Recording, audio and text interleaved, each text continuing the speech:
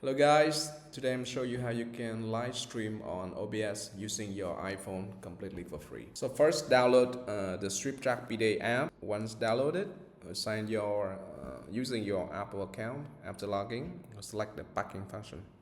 So next, you can see the camera is on and you can tap on the screen icon here to access to your stream link and press copy. Now head over to OBS, add a new browser source and name it iPhone and for easy identification.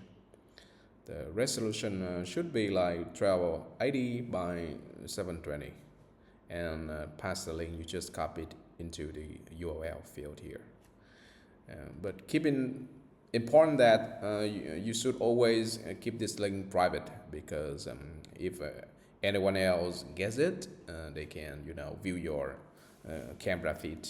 So click OK. So to make it full screen, you can see that you can use the interact feature here in OBS to go full screen and rotate the feed to fit your preferred layout. The iPhone camera is fantastic for this because it autofocuses quickly and stays sharp, making it perfect for showing your products. So thank you for watching. Good luck.